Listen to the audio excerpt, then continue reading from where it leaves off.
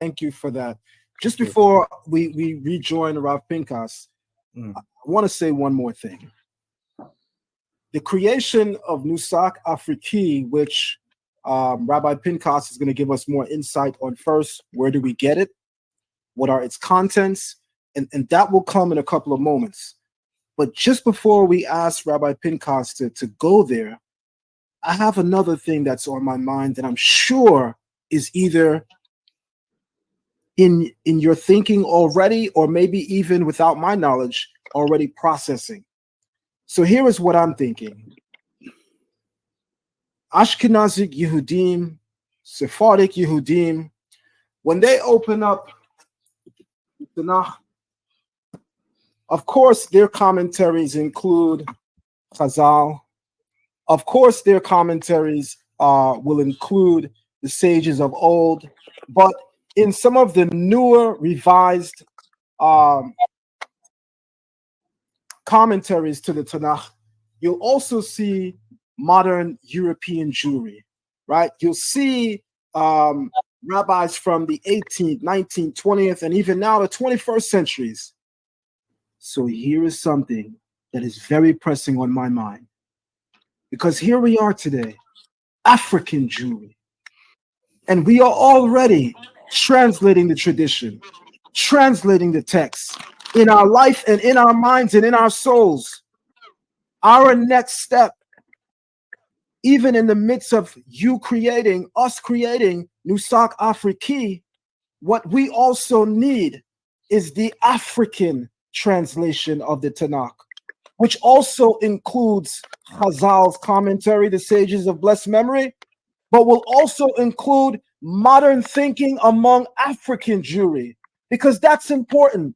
You know, Rabbi Pinchas and Rabbi Avraham Mordechai, a teacher said to me once, he performed a test, an example for the class, a learning example. I said, what did you do? He said, well, on the first day of class for high school, I walked in and I wrote the name of every student on the board. And when I got to the last name, I erased them immediately. And then I asked the children, within seconds of me erasing all of the names, what names did you see on the board? All of the white children were able to record not just their names, but many of the names of other children. Many of the Indian kids were able to record their names and many other names. The African kids that people call today the black children, they were barely able to record one or two names. And all of the students that were non-black started to laugh, and the teacher said, no, that was a test to show everyone something. You know, when you're not included in the curriculum, you tend to not see yourself in the picture. And when you don't see yourself in the picture, it becomes harder to concentrate. It becomes harder to learn. The European kids didn't possess a greater skill set or brain capacity than the black children. Because they saw their name on the board, they were able to record more and to remember more. The Indian children, because they saw their name on the board, they were able to remember more and to record more. Black children around the world who are under the learning system of the West typically are not represented in the curriculum. And because of that fact, many of them lose interest. Rabbi Pinchas Eliyahu, I say to you with the utmost spirit of humility and tranquility, that we need the African version of the Tanakh. Not a change in the text, because far be it, we cannot alter the words of Moshe. That's not what we're saying. And surely it will include the commentary of Chazal, like all of the Tanakh do. But just as modern Jewry has added their modern scholars and their modern thinking in the footnotes, we need the African Tanakh from the African perspective, and we need to see in the footnotes Rabbi Pinchas Eliyahu Shaddai. We need to see in the footnotes Rabbi Mordechai ben Avraham. We may even need to see in the footnotes Rav Avdiel ben Levi, also known as Zion Lexx. What are your thoughts, Rabbi? Thank you very much. Really appreciate the quality of your wisdom, because you are putting always the points where it should be made. For me, this is the objective. But there is two challenge when we try to make this happen. The first one is the time. For example, what the part of the commentary of the Talmud we call Tosfot. Yeah. It's a family business. With all the respect, it's Rashi and his grandsons. They brought a way to understand the text according to the reality of the Jew in the Central Europe and Eastern Europe.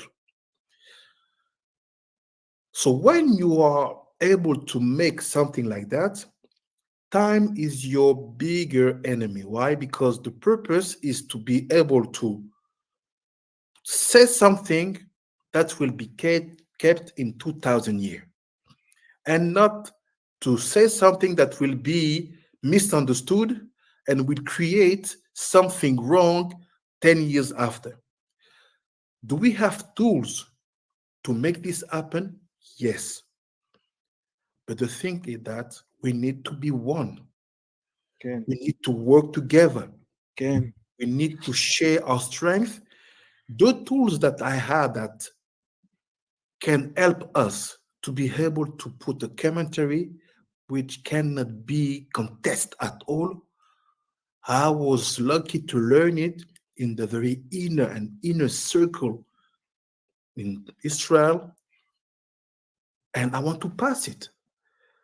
This is honesty, because to put your name at that place, it should be for the best of everybody, even the one who are not like you. again, Because again. I used Rashi to confirm that the land of Kush, it's Congo. So That's if I right. didn't have the Rashi, I couldn't use it. That's right. So this has demand that we have to be at a certain level of elite in terms of character traits, in terms of purity, in terms of holiness, in terms of even Ruach Kodesh. All these things, is it available? Yes. Do we have to go there? Yes. Do we have to make it happen now?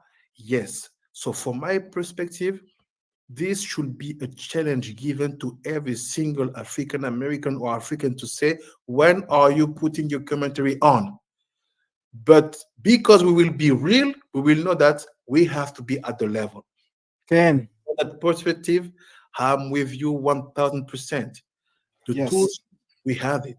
For sure, yes, it's not tools you put on the table in front of everybody, but we need to be one. We need to work together to join our forces.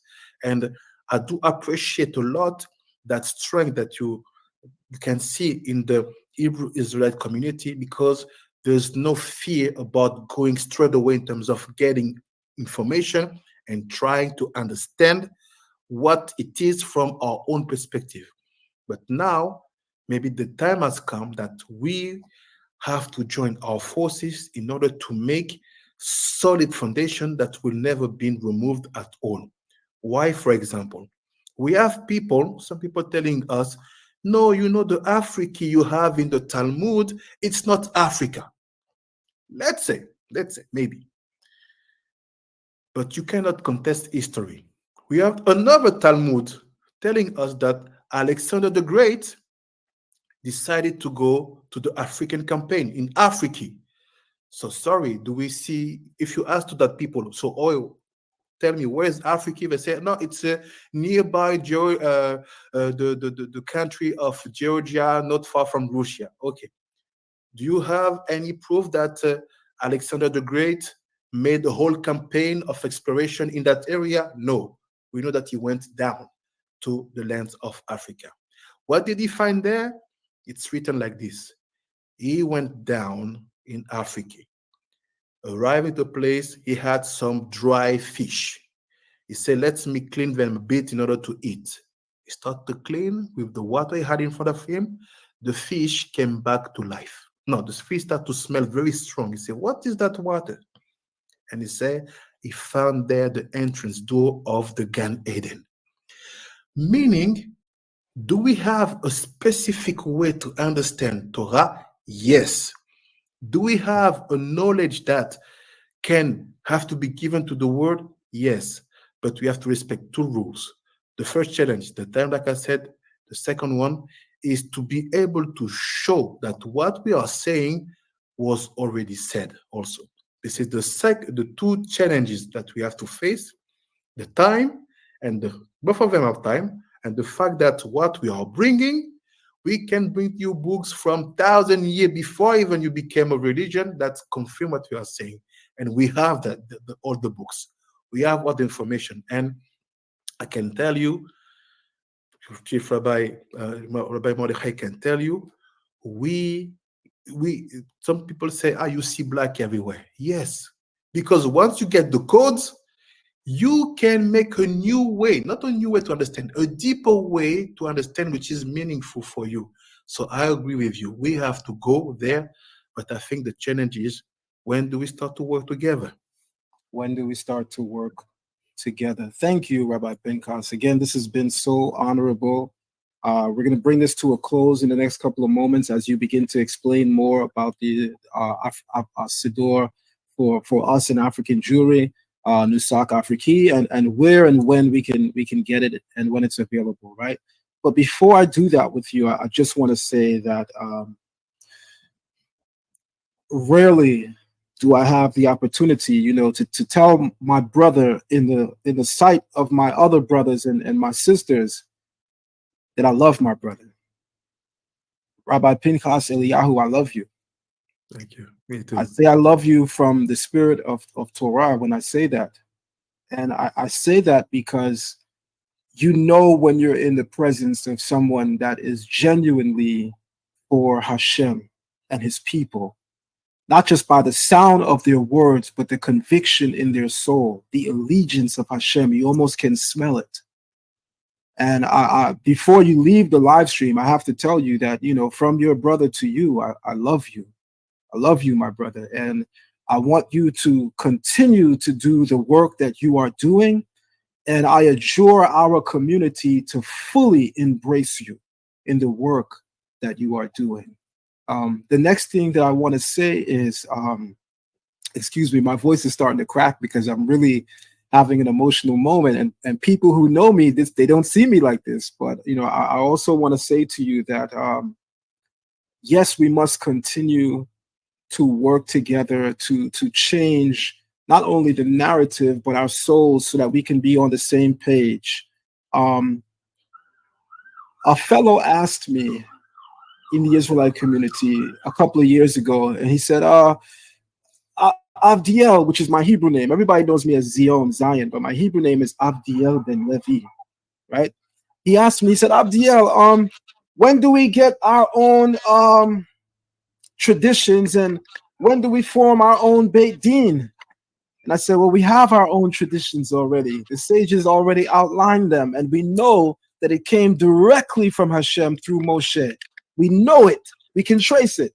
He goes, great. So when are we going to create our own Beit Din here in New York City and the rest of America and then the rest of the African diaspora? And I said to him, well, therein lies a problem.